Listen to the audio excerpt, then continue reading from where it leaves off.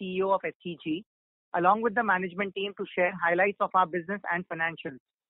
We have uploaded an earnings update presentation to stock exchanges and also shared the same through our mailers. Without further ado, I hand over the call to Dr. B.S. Ajay Kumar. Thank you, Neeraj, and once again, warm welcome to all the participants. We are pleased to report Q1 FY21 results amidst unprecedented and most challenging environment. After making a bottom in April, we have seen improving trends thereon across our operations and are focusing on maintaining continuity of care for oncology patients across the country. The situation on the ground continues to remain unpredictable, and we are following a proactive approach to deal with the dynamic environment. I would like to recognize the efforts of our entire team that has demonstrated phenomenal sense of responsibility, competence, and faith in leading from the forefront. We are pleased to announce the completion of a preferential allotment transaction of INR 651 crores, with 80% of the funds already received and the balance to be infused subsequently. We welcome Mr. Amit Soni, Senior Managing Director, and Mr. Siddharth Patel, Partner from CVC, as board members, and look forward to a long-term relationship as partners in HCG journey. With a healthy balance sheet and focus on sweating our existing and new assets towards an inflection point, we are excited to reap benefits from the past expansions and investments, driving strong cash flows and return in near future. HCG's leadership in oncology, fertility and precision diagnosis with pan-India scale augurs our commitment towards value creation and social impact for all our shareholders. Business updates for Q1 FY21. Substantial COVID impact on business operations across regions. Delay, postponement, and or cancellation of oncology, multi-speciality and fertility procedures. Reduction in footfalls of patients in outpatient department, impacting consultations, treatments, and future registration volumes. Complete shutdown of international travel, resulting in cancellation of planned treatments of international patients. Initiatives and contributions towards mitigating COVID challenges. Safety guidelines and operational protocols implemented across all centers of the network. Migration of OPD to technology-based virtual mode through teleconsultation, telemedicine, and video visits to maintain continuity of care for oncology patients. ICMR approval received for developing and conducting clinical trials for cytokine-based as well as plasma-based therapies for COVID patients. Ahmedabad Multi-Speciality Center amongst the first hospital to enroll patients in clinical trials for Glenmark's Favipiravir. Strand Life Sciences, our associate company, among the first of the group of private labs approved for PCR-based COVID testing. Oncology centers in Tier 2 and 3 towns pan-India demonstrate strong resilience amidst national lockdown. Revenues of Hubli and Gulbarga centers in Karnataka grew 37% and 15% YOY respectively. Nasik and Nagpur centers in Maharashtra region experienced marginal revenue decline of 2% each on YOY basis. Cuttack Center in East India grew revenue by 1.7% YOY, and Angol in Andhra Pradesh over a smaller base saw revenue growth of 77% YOY. HCG Centers of Excellence in Bangalore ranked number 1 in All India Survey of Oncology Hospital by Times of India in the private sector. Borivali and Cuttack centers also ranked among the top 6 oncology hospitals of the India, and we are very proud of it indeed. Now I would request our CFO Srinivas Raghavan to share the financial highlights. Srinivas. Thanks, Dr. Ajay. Good evening, everybody. Effective 1st April 2019, the company has adopted Ind AS 116 leases standards applied to lease contracts existing on 1st April 2019, and all financials are as per Ind AS 116. As Dr. Ajay highlighted, COVID did have an impact on our financials, and the key highlights for quarter ended June 30, 2020 are as below. Consolidated revenue was INR 1935 million as compared to INR 2689 million in the corresponding quarter of the previous year, reflecting a YoY decline of 28%. Consolidated EBITDA was INR 221 million as compared to INR 462 million in the corresponding quarter of the previous year, which is a decline of 52%. Consolidated operating EBITDA was INR 194 million as compared to INR 449 million in the corresponding quarter of the previous year. Operating EBITDA for existing centers was INR 255 million, reflecting an operating EBITDA margin of 16%. Loss from new centers was INR 61 million as compared to a loss of INR 38 million in the corresponding quarter of the previous year. Consolidated PAT was a loss of INR 398 million as compared to a loss of INR 180 million in the corresponding quarter of the previous year. I now request your attention to slide number 9, please. Q1 revenue declined 28% YoY.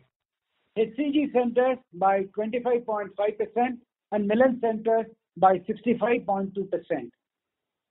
Q1 21 operating EBITDA, existing centers INR 255 million, which is 15.8% margin, versus 21.1% margin in Q1 FY20. New centers, loss of INR 61 million versus loss of INR 38 million in Q1 FY20. I now request Dr. Ajay Kumar to share the operating highlights, please. Thanks, Srini. I would like to draw your attention to slide 10 of the presentation. Revenue split for our business is 97% contribution by HCG centers and 3% by Milann fertility centers. Within HCG centers, Karnataka contribution to revenue is about 37%, followed by Western India comprising Gujarat at 24%, Maharashtra at 16%, jointly contributing total of 40% of the total revenues, followed by East India and Andhra Pradesh at 10% and 9% respectively. Tamil Nadu and North India contribute 2% each as of Q1 FY21. I would like to draw your attention to slide 11 of the presentation. Strong resilience in revenue across centers located in Tier 2 and 3 towards Q1 FY21.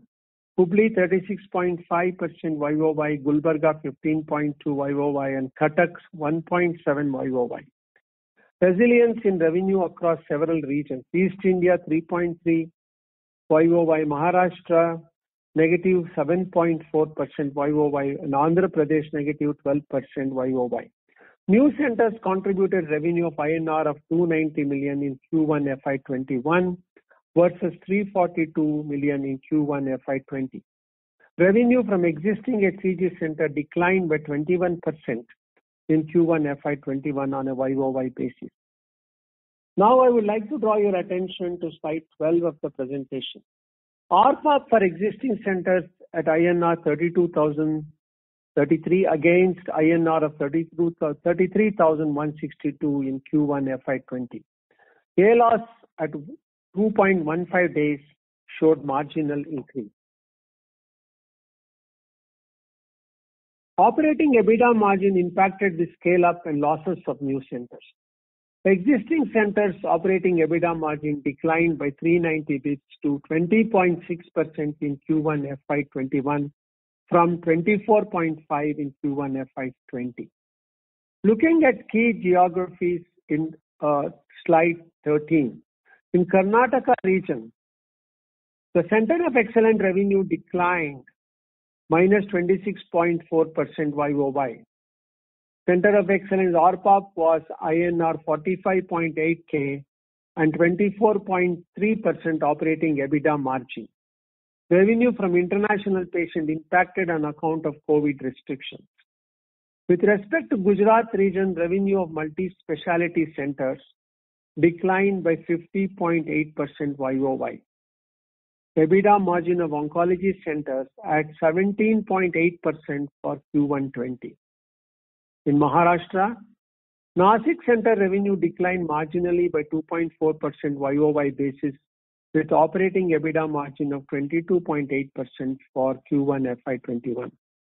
Borivali and Nagpur Center demonstrate ramping up trends. In Andhra Pradesh, centers across the region show strong resilience with overall revenue decline of 12% on account of COVID restrictions. Focus on improving revenue mix through reduction of scheme business.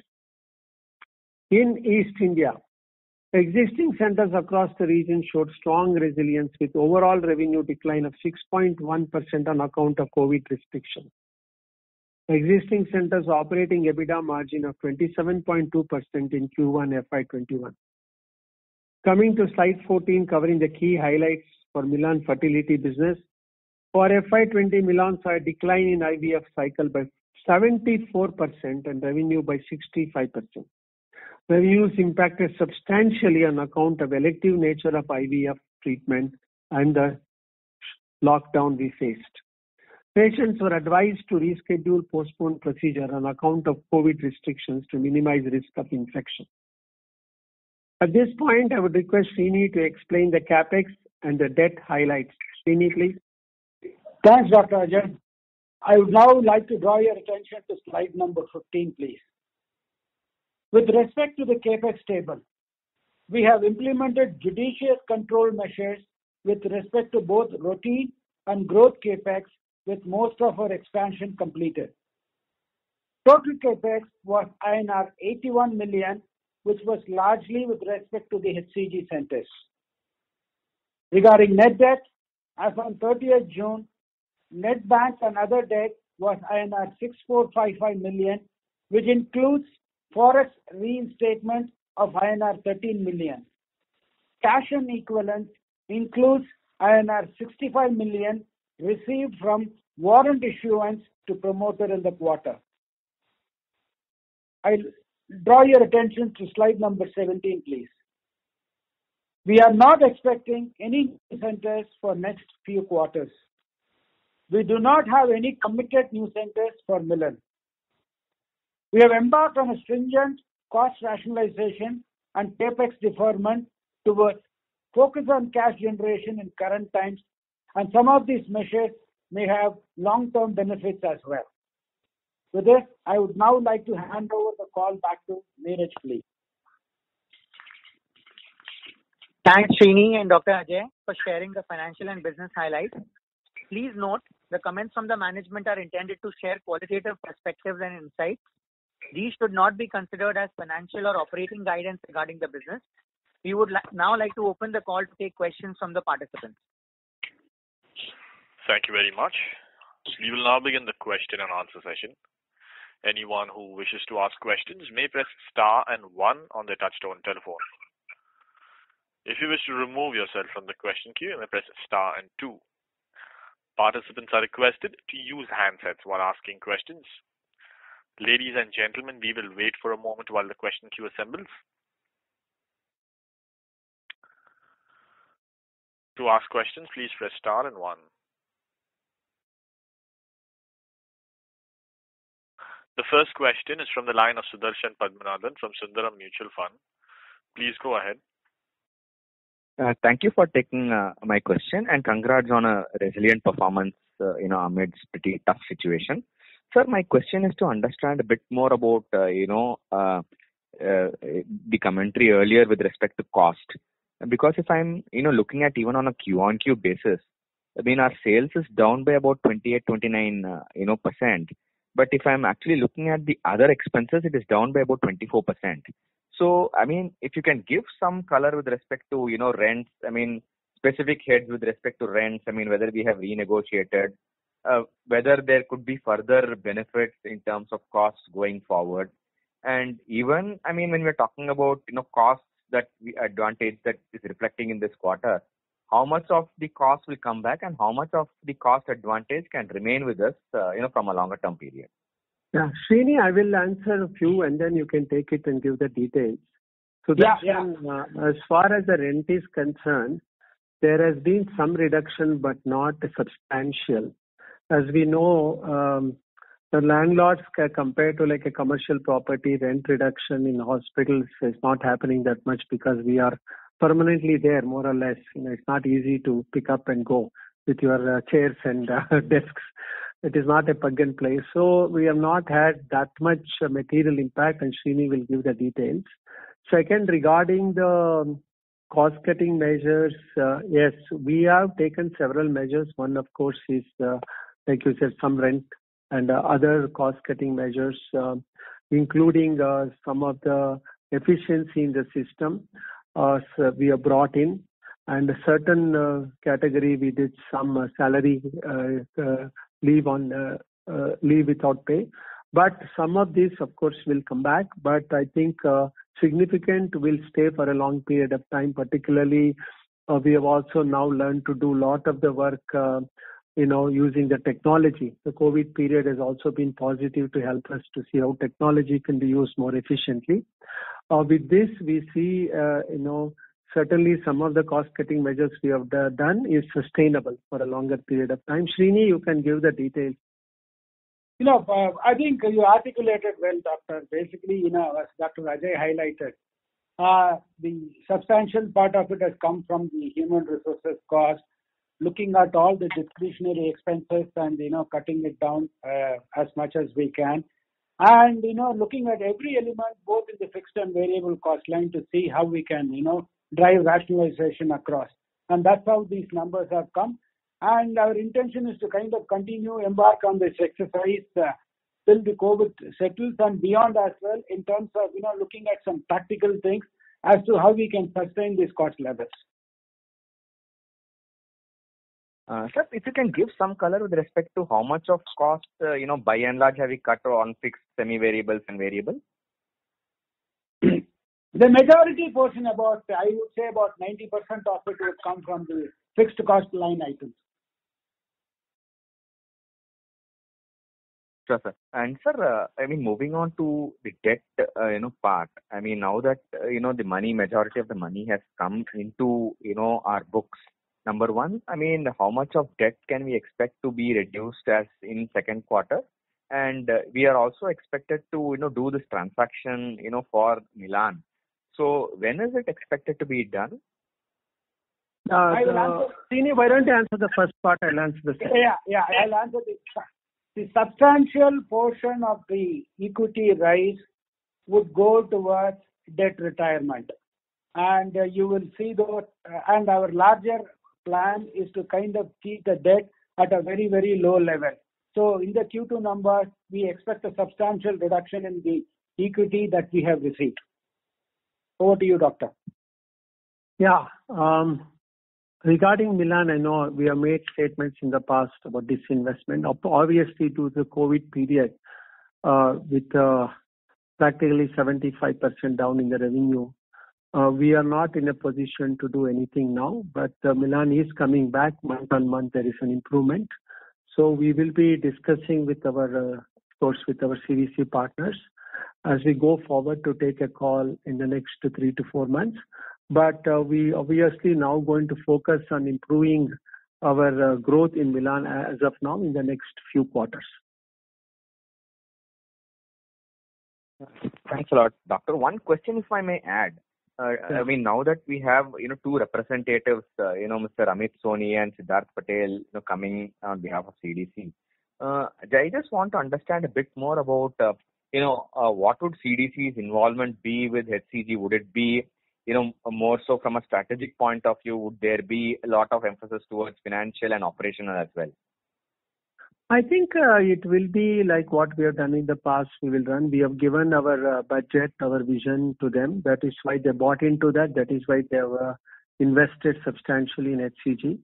So they like our vision, our growth pattern. So they will be as our board of directors on various subcommittees.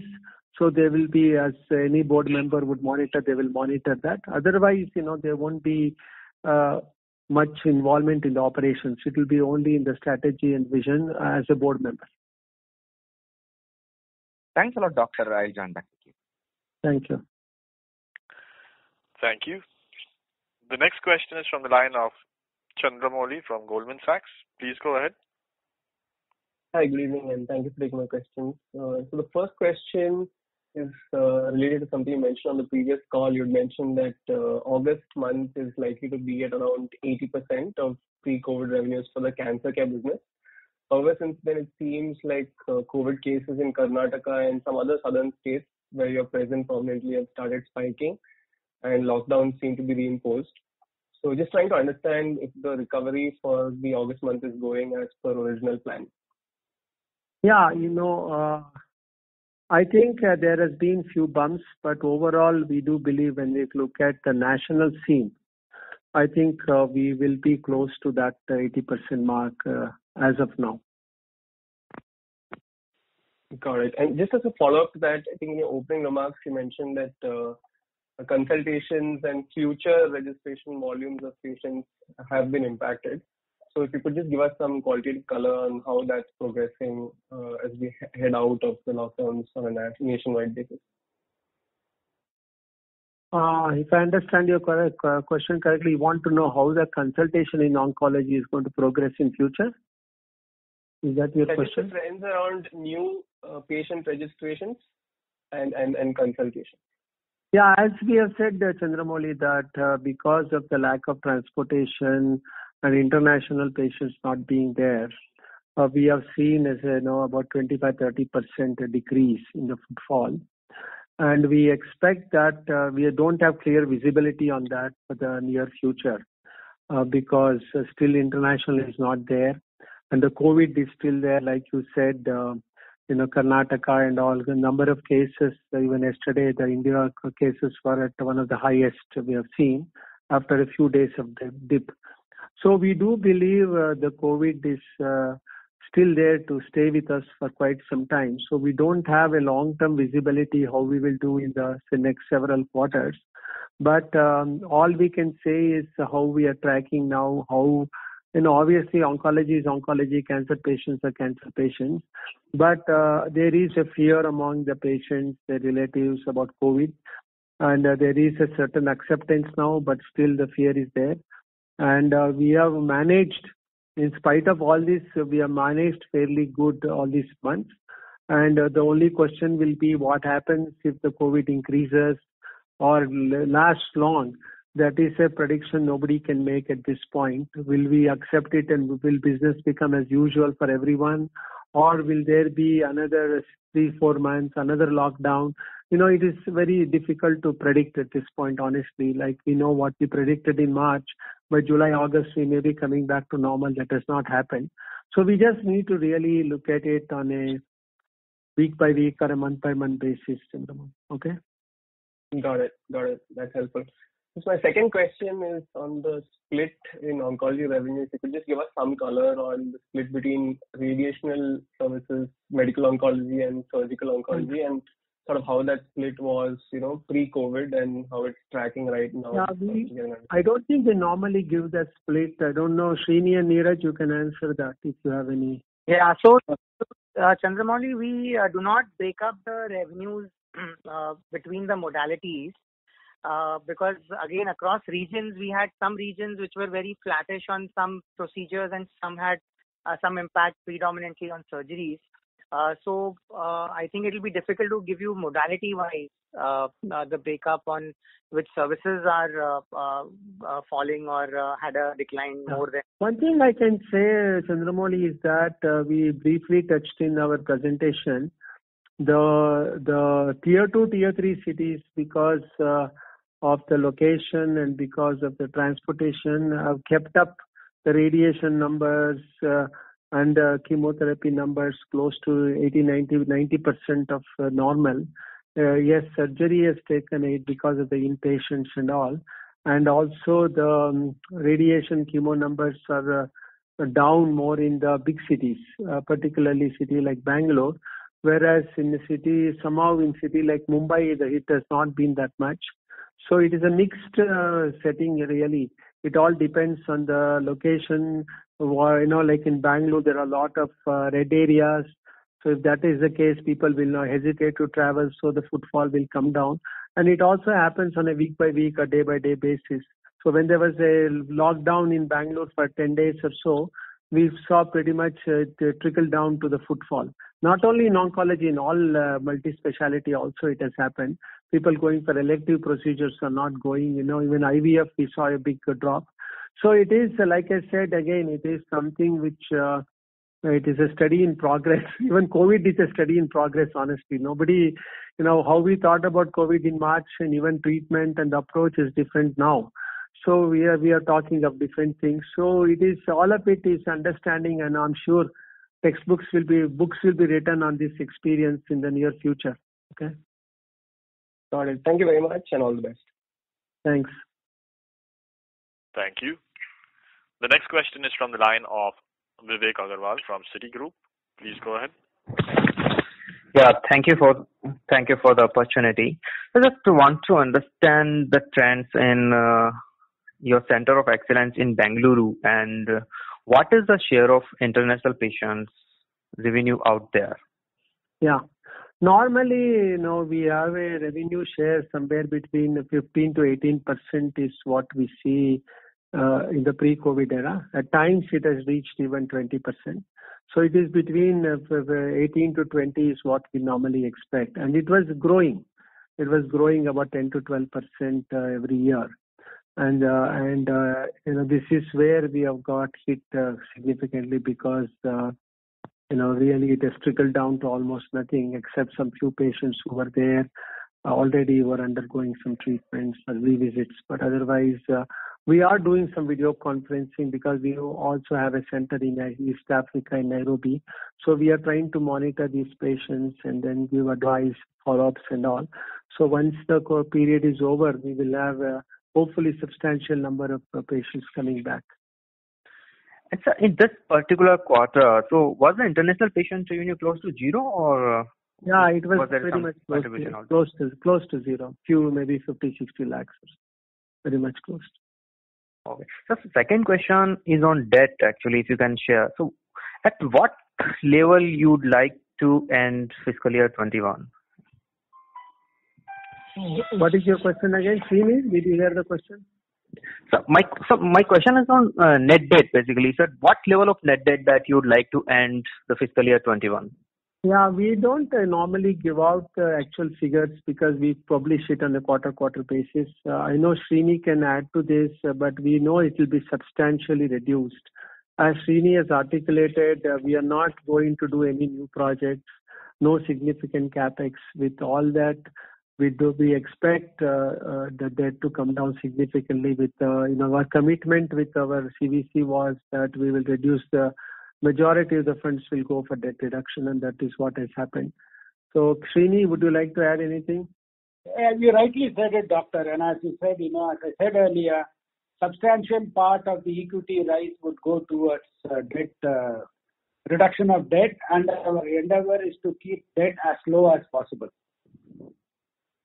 Okay. I think our formula going forward is post-COVID, we expect to generate significant free cash, and we want to that will be used for further growth, if at all, but not present equity money.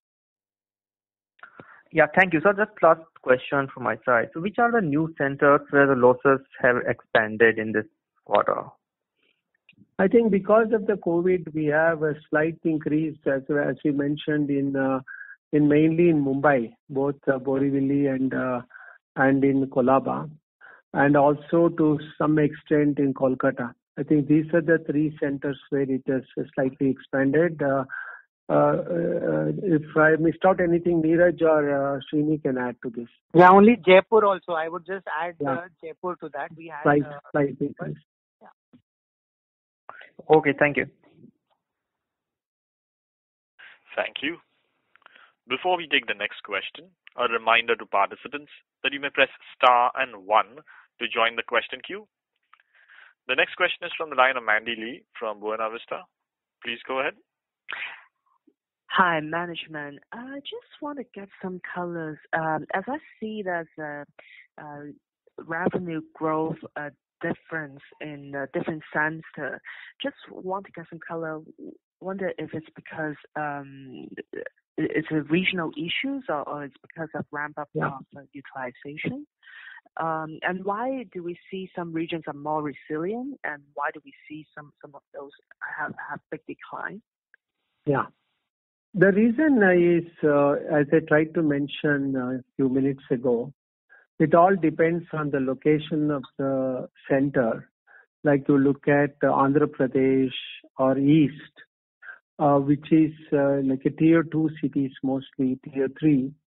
And in these cities, the people who were in the past possibly going to bigger cities or not, they are accessing centers close to them.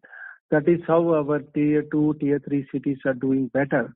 Whereas if you take big city like Bangalore, where the international patients are not coming anymore, or people who are traveling from long distance are not coming because they have to come and spend a substantial amount of time. And there was no transportation until recently, and even if there is transportation, there is heavy restrictions on quarantine, how long they have to be away before they even go back. So with all this concern and fear they have in the COVID in a new city, people are trying to access cities which are close, wherever there is a HCG center, they can drive and take treatment. And of course, Mumbai, we have seen revenue growth because Mumbai was at a new center. The growth was supposed to happen. Maybe without COVID, it would have happened more, but even with COVID, the growth has happened. So that was in a natural bump up was happening in Mumbai. And if you take Nagpur, again, it is a tier 2 city. The reason the bump up has happened in Nagpur, as we mentioned, is because obviously people have decided to stay near to their home rather than travel long distance like Mumbai or anywhere in Delhi. So these are the regional, you are absolutely right, regional issues are playing a major part. And we do believe going forward, some of it will stay for good. Some of it, of course, will move back to the original form. And that is our expectation at this point. Some people will decide that they will not go to the big cities anymore for quite some time, maybe for several years. Whereas some people on complicated cases will still come. And we expect, like in centers like Bangalore, we expect them to come, but it will take some time.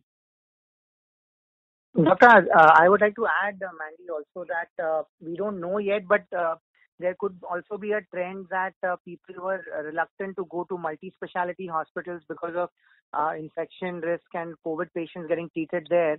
While some of our centers, especially, most of our centers are all independent, standalone cancer-only hospitals. So in Mumbai and a couple of these places, even that could be at play, but we don't know with surety. Thank you. Thank you. Participants who wish to ask questions, please press star and 1 on your touchtone telephone. The next question is from Khushbu Dedia from CapGrow Capital. Please go ahead. Hello. Yes. Hello. Yeah, hi. Thanks for the opportunity. I just wanted to know the timeline for the open offer. Estimated timeline, of course. I think at this point, open offer is on. I believe it is on. Is it on 27th and 28th? That's the last day, Neeraj, right? Yeah, 28th. 28th end of day is the last day. 28th of August. Yeah, 28th of August. It started on Monday this week, 17th. Okay. Okay, fine. Thank you so much. Thank you. A reminder to participants that you may press star and 1 to join the question queue.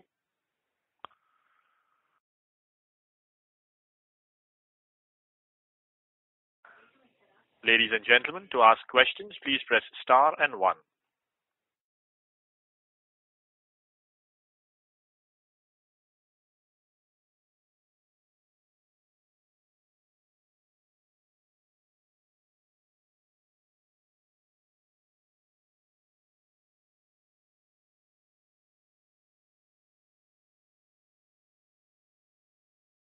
Participants who wish to ask questions may press star and 1 on the touchtone telephone. We will wait for a moment while the question queue assembles.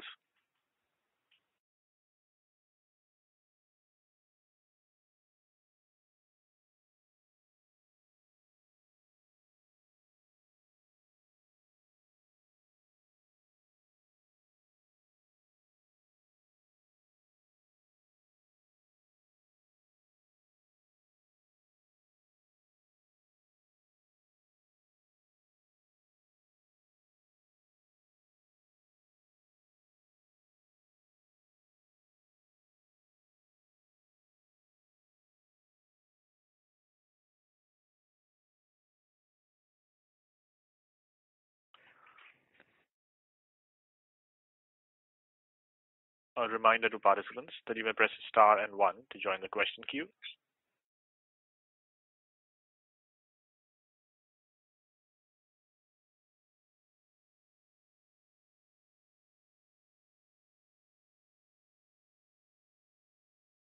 We have a question from the line of Mandy Lee from Buona Vista. Please go ahead. Hi, management. If you can also give us an update on the recovery in July and August, please. Thank you. Yeah, as we said briefly, compared to the revenue being down 30% or so, we are seeing a uptick in the recovery in July and part of August. We may be close to 80% compared to, of course, April was our worst month, and May also was pretty bad, in June, a slight recovery, and we are seeing a little bit better, but certainly we are not anywhere near 100% of the recovery. As I explained, that COVID situation is uncertain, and we cannot really predict what will happen in the future. So all we can talk about is, yes, we may be reaching close to 75-80%, but the further step will be, for that, I think we will require more normalization to happen as we move forward. Thanks. Sure. Thank you. The next question is from Sriram Rathi from ICICI Securities. Please go ahead. Yeah, thanks for the opportunity. So just one question, particularly on the ARPOB side, that in Gujarat cluster and East India, we've seen significant increase in ARPOB in this time, while the occupancy is down. So any specific reason for the same, and what kind of ARPOB could be sustainable in those geographies? I think part of the reason is because the surgery numbers were down. So because of that, we had a better outpatient, footfall in terms of medical oncology and radiation, which are mostly outpatient. And also, as you know, the patients coming in for surgery are decreased. And that is part of the reason why the ARPOB change you will see. But once the surgery comes back, you won't see that much difference. It will come back to normalized. It will get normalized. Okay. So basically, that annual 5-6% kind of growth is basically what is more sustainable rather than these numbers. Yeah. Got it. And so secondly, on the cost saving part, of course, significant savings has been seen in terms of staff cost and other expenses. So, just want to get an idea, what proportion of this could be sustainable? I know, a part of it will be sustainable as mentioned initially. But any idea if you can give basically what can give the margin some lever? I think, Srini, you want to take a crack at this? What percentage sustainable? A reasonable portion. The thing is, the way to look at it is that, while some of them are one-timers, a small portion of it is sustainable, and I can get back to you with specifics. I think the important point here to make is, as you know, Even the COVID period is uncertain right now. So the only we will have a better handle on this post-COVID period, because there has been certain changes internally which has happened, which we are assessing in the shared services, less use of real estate. All of those models are sustainable. But regarding the HR also, we think with the multitasking we have done and all, there will be some movement. So exact percentage may be hard to predict now, but definitely they will see a beneficial effect even post-COVID period. Okay. Yeah, got it. Thank you so much, sir. Thanks. Thank you. A reminder once again to participants that you may press star and 1 to join the question queue. Participants who wish to ask questions, please press star and 1. The next question is from Nikhilesh Gupta, who's an individual investor. Please go ahead. Yeah, I wanted to know what is the status of the centers which are the work in progress, like the NCR and the Kochi ones? Yeah. The Kochi one is still nothing has progressed because of the COVID. We are just waiting for the COVID to clear, and then we'll have a discussion with our new partners also coming. And NCR also with the CVC partners who have come, we are having discussion. Regarding the NCR, yes, they went into a lull period because of the COVID. We could not complete the brick and mortar work, but otherwise we are well aligned, and we have also had discussion with our new CVC partners. So, but it is still about, as we have said in the past, it is still several quarters away before we can complete the project. Okay. And what kind of revenues do you expect from these centers? Like, these are tertiary hospitals or like the primary care hospitals? These are all oncology hospitals, dedicated oncology hospitals. We don't really talk about the revenue at this time, but it is all dedicated oncology hospitals. And what kind of capital expenditure has already gone into these centers, and how much more is expected into these centers? Neeraj, Sorry, can you repeat the question, Nanik? Yeah. I'm just asking that how much capex has already gone into these centers, Kochi and the NCR one, and how much more is expected to go? So Gurgaon, we are 2/3 invested already from the center capex perspective, and 1/3 more to go. And for Kochi, we have the landlord who has to construct, and then our major capex comes. So right now in Kochi, it's nominal security deposit. The amounts are less than 10 crores in Kochi and roughly around 20 crores or so balance in Gurgaon.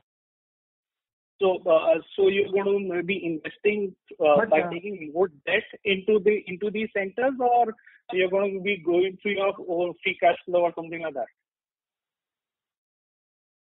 No, right now right now for us, we don't have any immediate investment to be made, and as Dr. Ajay said, that we are reevaluating all of these. But going forward also, it will be always in our projects a combination of debt and own cash flows. That's how we fund most of these projects. Yeah, no. So I wanted to know, for NCR, you'd be taking extra debt, if it is half complete or something like, if it is half or 40% complete.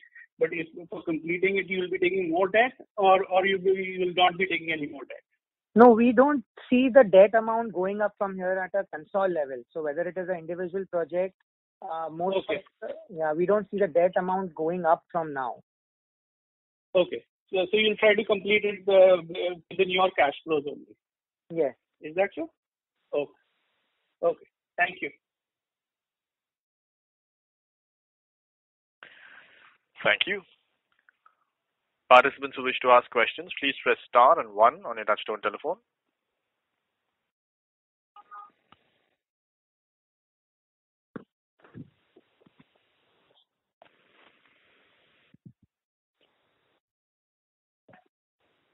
The next question is from the line of Parthav B, who's an individual investor. Please go ahead. Hello. Sir, may I ask you some certain question regarding this COVID pandemic? How is this COVID pandemic expenditure you are planning? So we are, what do you mean by expenditure? Expenditure for what? Means I want to say that what are the casualties casualties in the name of spending more for this COVID test, kit test, whatever you are planning for any COVID test? No, we are a cancer institute mostly. Our multi-specialty is there. So COVID tests are done only in designated lab approved by ICMR. And we have one lab in Bangalore under Strands. So HCG is not involved in it. So we don't do any COVID tests ourselves. And so whenever there is a suspect or we want to do some healthcare worker or a patient COVID test, it is done at our Strands lab. Or if it is not there, another outsourced lab. So we are not directly involved in the COVID testing. Thank you, sir. The diagnosis, I mean. Okay. Oh.